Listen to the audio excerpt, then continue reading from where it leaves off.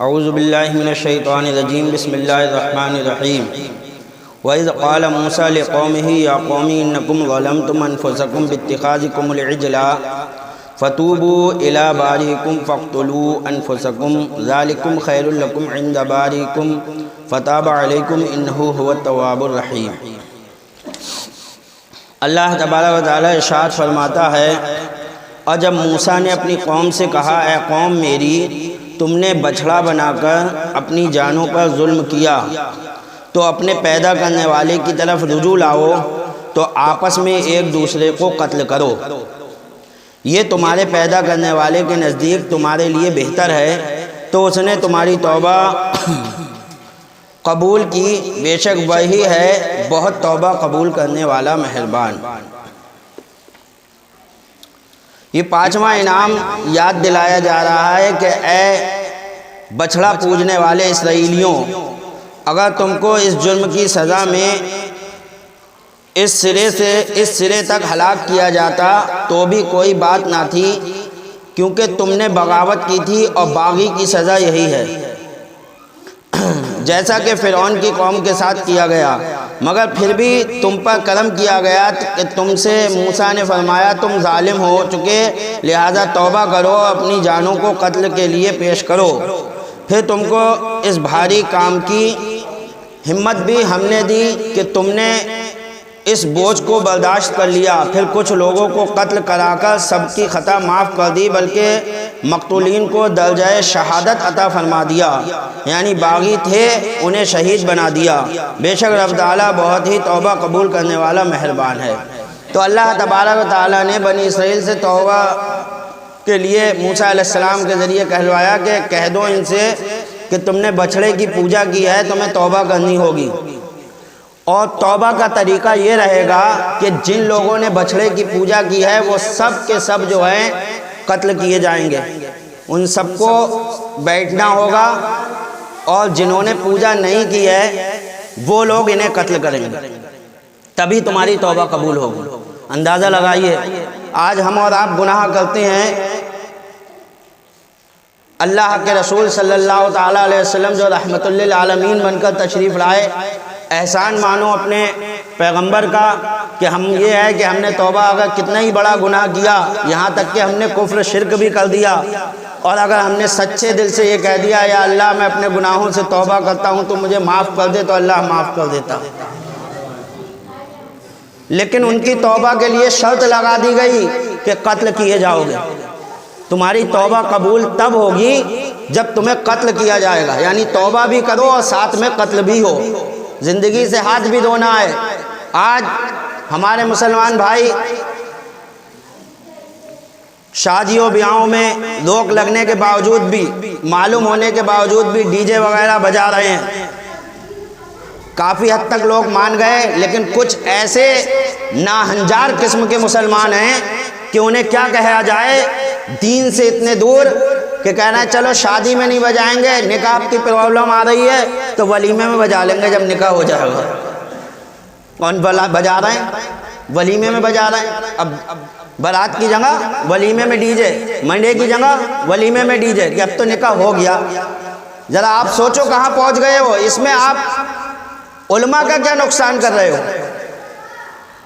علماء آپ کے اندر جو بے حیائی، بے غیرتی پھیل چکی ہے اس کو دور کرنے کی کوشش کر رہے ہیں۔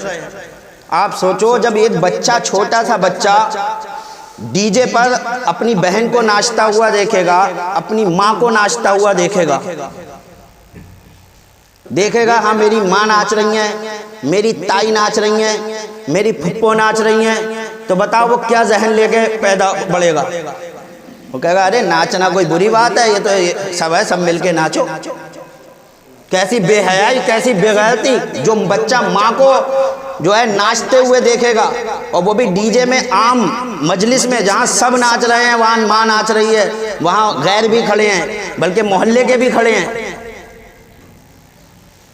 ایک تو یہ بند کمرے میں، ایک یہ علل اعلان سب کے سامنے، تو وہ بچہ کیا ذہن لے کے بڑھے گا؟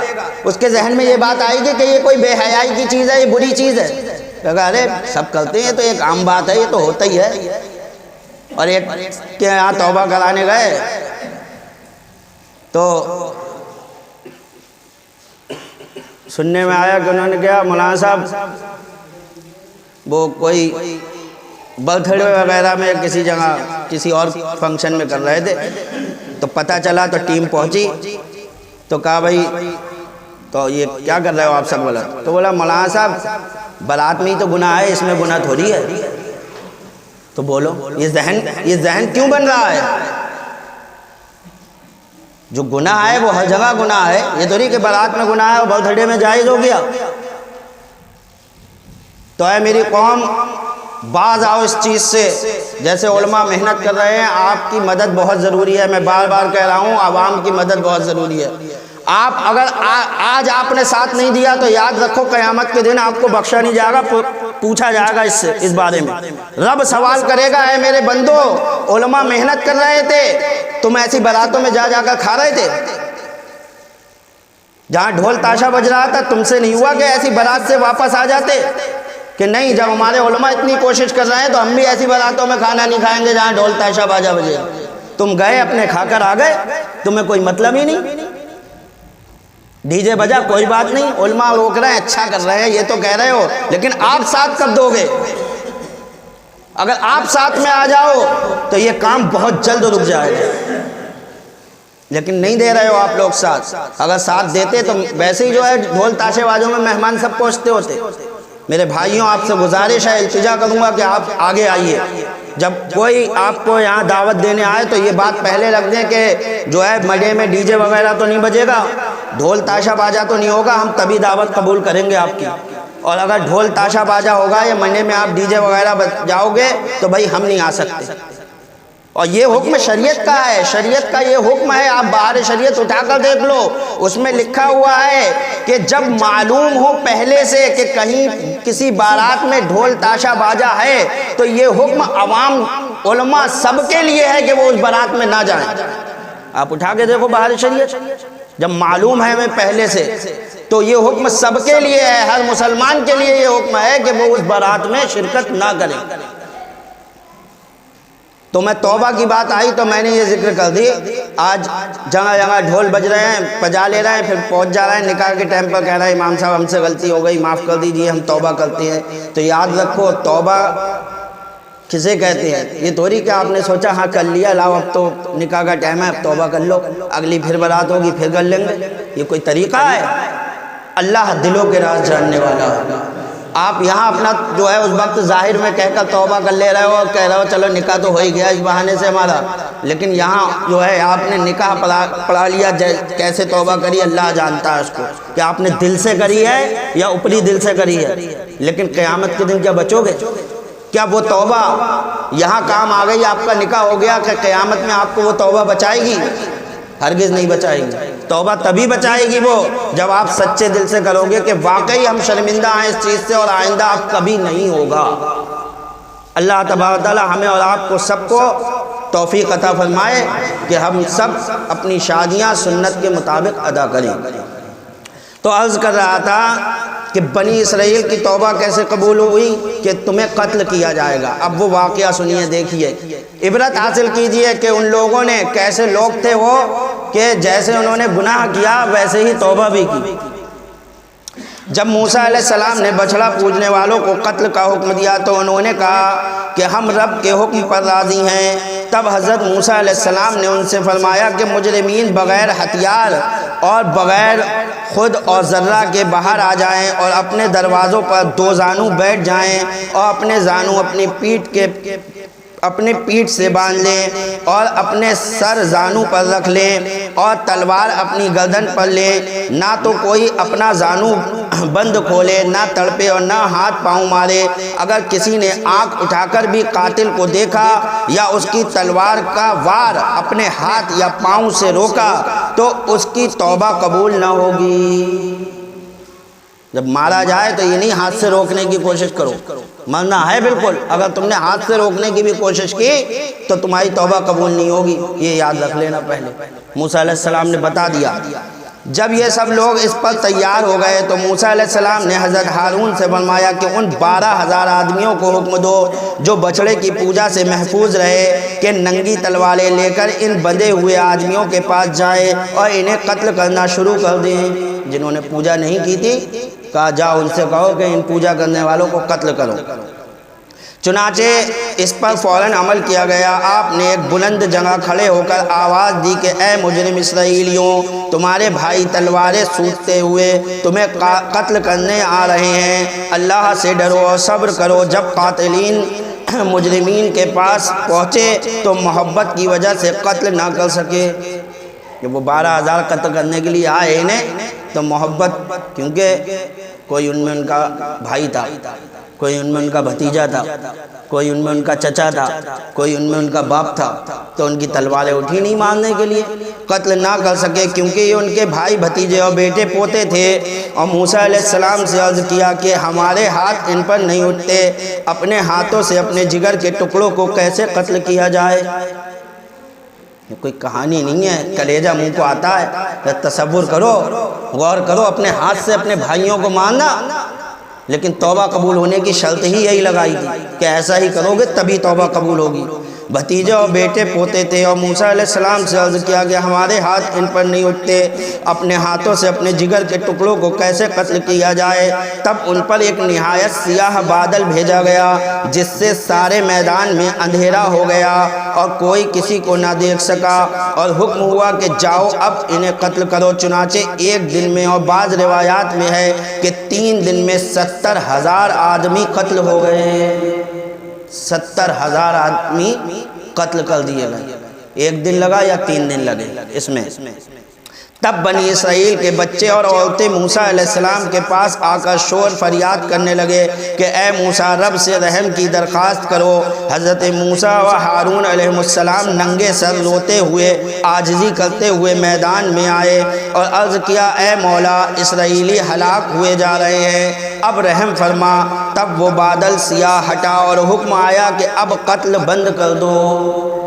موسیٰ علیہ السلام نے جیسے ہی دعا فرمائی، فوراً ہی اللہ کی طرف سے حکم آ گیا کہ قتل کو روک دیا جائے۔ سب کی توبہ قبول ہو گئی، جو بچ گئے ان کی بھی اور جو قتل ہو گئے ان کی بھی۔ اللہ تبارک و تعالیٰ نے قتل کرنے والوں کو شہیدوں میں شمار فرما لیا۔ اندازہ لگاؤ، مطلب ایک تو گناہ کیا، گناہ پہ قتل ہوئے، لیکن اللہ کی رحمت دیکھو، گناہ کے قتل پر اللہ نے شہیدوں میں شمار فرمایا۔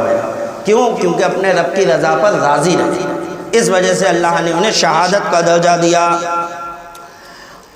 سب کی توبہ قبول ہو گئی، ہم ان سب کو جنت دیں گے۔ خیال رہے کہ موسیٰ علیہ السلام کو توریت تو یکدم عطا ہو گئی، اب ان کا وقتاً فوقتاً اپنی قوم کو اس قسم کے احکام دینا یہ آپ کی حدیث تھی۔ توریت تو ایک دم آ گئی تھی، جتنے احکام تھے سب ایک دم تھے، اب یہ احکام الگ سے کہ چلو ختم کرو، جاؤ سب کی توبہ قبول ہو گئی ہیں۔ تو یہ حدیث تھی، کتاب اللہ کی آیات نہ تھی۔ معلوم ہوا کہ پیغمبر ڈاکیہ کی طرح صرف کتاب پہنچانے والے نہیں ہوتے اور انہیں کتاب اللہ ہی نہیں ملتی، بلکہ وہ حضرات علاوہ کتاب کے اور بہت کچھ دیتے ہیں اور انہیں دوسری وحی بھی ہوتی رہتی ہے۔ ایسا نہیں ہے کہ بس جو کتاب اللہ کی وحی آ گئی وہی آ گئی، اس کے علاوہ بھی اللہ تعالیٰ وحی کرتا ہے ان کو۔ جب کلیم اللہ کی حدیث قابل عمل تھی تو احادیث رسول اللہ بھی یقیناً لازم العمل ہے۔ اس سے وہ منکرین حدیث عبرت پکڑیں جو کہتے ہیں کہ حضور صرف قرآن لائے، نبی صرف ڈاکیے ہوتے ہیں، سوا کتاب کے اور کچھ نہیں لاتے۔ اللہ سمجھ عطا فرمائے۔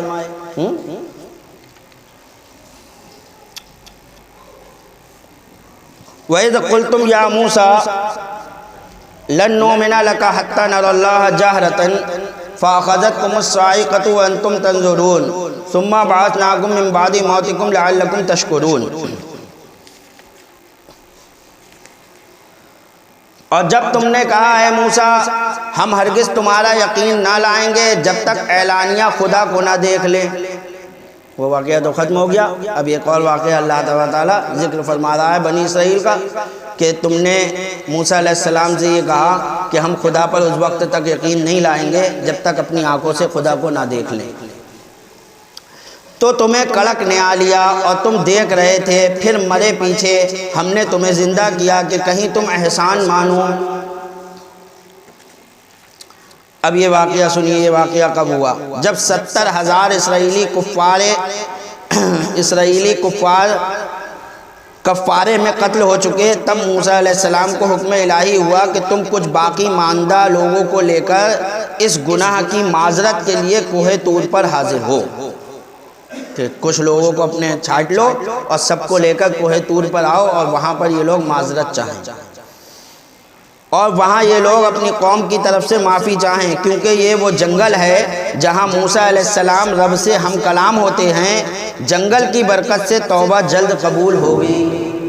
اس سے یہ بھی پتہ چلا کہ جو خاص مقام ہوتے ہیں جہاں پر اللہ کی خاص رحمت نازل ہوتی ہے، اس جگہ توبہ جلدی قبول ہوتی ہے۔ یہ پتہ چلا، اس سے اس بات سے پتہ چل گیا۔ ایک آدمی گھر میں توبہ کرے اور ایک مزار شریف پر جا کر توبہ کرے تو مزار پر توبہ جلدی قبول ہوگی، کیونکہ وہاں پر اللہ والے موجود ہیں، اللہ کی برکتیں رحمتیں نازل ہو رہی ہیں۔ تو اسی طرح مسجد میں آ کر کرے، اور سب سے زیادہ اللہ کے رسول صلی اللہ تعالیٰ علیہ وسلم کے روضہ مبارک پر جا کر توبہ کرے، تو اس توبہ کا کہنا ہی کیا۔ جیسے مدینہ منورہ میں عبادات، یہاں انہوں نے شرک کیا ہے، یہاں یہ توبہ نہ کریں۔ جیسے مندر یا گرجا میں نماز نہیں پڑھی جاتی، چنانچہ موسیٰ علیہ السلام نے ان میں سے 70 بہترین آدمی چنے، تمام بنی اسرائیل میں سے 70 آدمی بہترین چنے۔ یہ لوگ طور کی طرف روانہ ہوئے، تب انہوں نے عرض کیا کہ اے موسیٰ ہمیں رب کا کلام سنوا دو۔ جب پہنچے طور پر تو انہوں نے موسیٰ علیہ السلام سے عرض کی، اے اللہ کے رسول، آپ اللہ تعالیٰ سے ہم کلام ہوتے ہیں، بات کرتے ہیں، ہم بھی اللہ کا کلام سننا چاہتے ہیں، ہم بھی چاہتے ہیں کہ اللہ کا کلام سنیں۔ آپ نے دعا فرمائی، رب نے قبول کر لی۔ تو موسیٰ علیہ السلام نے دعا کی، اللہ یہ تیرا کلام سننا چاہتے ہیں۔ اللہ نے کہا ٹھیک ہے، ہم ان کی جو ہے تمہاری دعا قبول کرتے ہیں، انہیں کلام سنایا جائے گا۔ سبحان اللہ، ذرا قربان جائیے کہ اللہ کا کلام سنیں گے وہ 70 موسیٰ علیہ السلام کی بدولت، جو کسی نے نہ سنا۔ جب کوہ طور پر پہنچے تو آپ نے فرمایا کہ تم سب غسل کر لو، اپنے تمام گناہوں سے توبہ کرو اور 3 روزے رکھو اور تسبیح و تحلیل میں مشغول رہو۔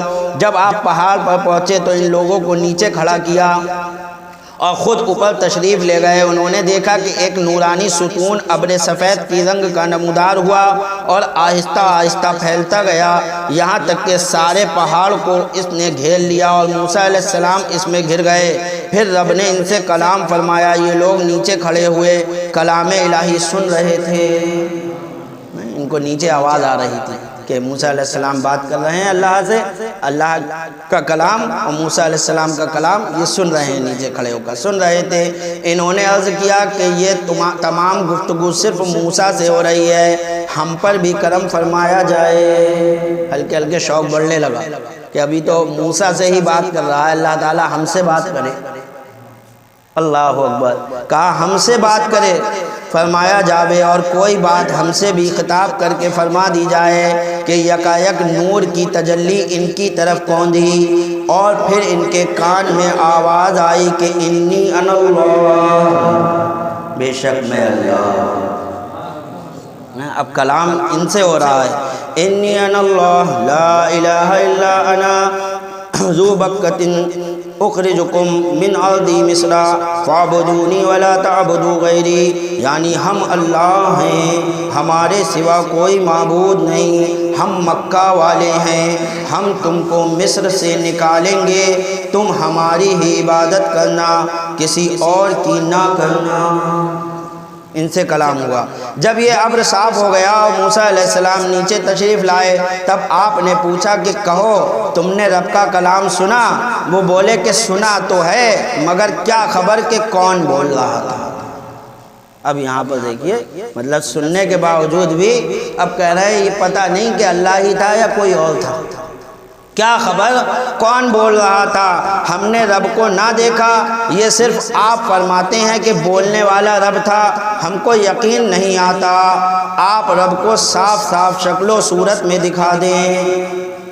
جب یہ کہا اب ایک نبی کی توہین کی، نبی کا یقین نہیں کر رہا ہے، نبی کہہ رہا ہے کہ اللہ ہے اور کہہ رہا ہے کہ ہم آپ کا یقین نہیں کریں گے، آپ ہمیں شکل و صورت میں دکھائیں۔ جب یہ کہا تو ہم مان لیں گے جب آپ ہمیں شکل و صورت میں دکھائیں۔ تب ان پر آسمانی آگ ماہ سخت آواز کی آئی جس سے وہ سب مردہ ہو گئے، ایک دم آگ آئی اور سب کو مار گئی، سب مر گئے۔ ایک دن رات مردہ رہے، تو ایک دن رات ایسے ہی مردہ پڑے رہے۔ موسیٰ علیہ السلام نے عرض کیا کہ مولا اب بنی اسرائیل کو کیا جواب دوں گا؟ وہ کہیں گے کہ تم نے 70,000 آدمی تو یہاں قتل کرا دیے اور 70 آدمی باہر لے جا کر نامعلوم کس طرح ہلاک کر دیے۔ مولا میری بدنامی ہوگی، میں تو ان کو اپنا گواہ بنا کر لایا تھا، یہ کیا ہو گیا؟ خدایا تو انہیں زندہ فرما دے۔ ان کی دعا سے یہ تمام لوگ ترتیب وار زندہ ہو گئے۔ موسیٰ علیہ السلام نے پھر دعا کی، اللہ تو انہیں زندہ کر دے، تو یہ دوبارہ زندہ ہو گئے اور انہوں نے توبہ کی۔ اور پھر موسیٰ علیہ السلام ان سب کو لے کر واپس تشریف لے آئے۔ تو اس طریقے سے آپ نے یہ دیکھا کہ یہ قوم کتنی جریح تھی، نبی سے ہی کہہ رہی ہے کہ ہم جو ہے اس بات کو نہیں مانتے کہ وہ اللہ ہی تھا۔ تو جب تک یہ کہا تھا کہ ہم اللہ کو دیکھنا چاہتے ہیں، جب تک اللہ کا عذاب نہیں آیا، جب تک یہ کہا کہ ہم سے کلام کرے تب بھی اللہ کا عذاب نہیں آیا۔ حالانکہ وہ بات بھی بہت بڑی کر رہے تھے، ایک عام آدمی کی یہ حیثیت، لیکن نبی کے وسیلے سے ان کی دعا قبول ہوتی جا رہی تھی کہ ہم اللہ کو دیکھنا، ہم اللہ کا کلام سننا چاہتے ہیں، اللہ ہم سے کلام کرے۔ یہ بہت بڑی بات ہو گئی ایک عام آدمی کے لیے، لیکن نبی کے وسیلے سے یہ بات پوری ہو رہی تھی اور کوئی عذاب نہیں آ رہا تھا۔ لیکن جیسے ہی نبی کو جھٹلایا، اللہ کا عذاب فوراً آ گیا۔ پتہ کیا چلا کہ نبی کی شان میں کوئی ادنا بھی توہین کرے گا، اللہ کا قہر سے وہ نہیں بچ سکتا، ہے نہیں؟ اللہ کے قہر سے وہ ہرگز نہیں بچ سکتا، اس پر ضرور عذاب الہی نازل ہوگا، چاہے یہاں ہو، کچھ وقت کے بعد ہو یا آخرت میں ہو، اس کی گرفت اللہ تبارک و تعالی ضرور فرمائے گا۔ چلیے وقت ہو گیا، وما علینا الا البلاغ، سنتیں پڑھ لیجیے۔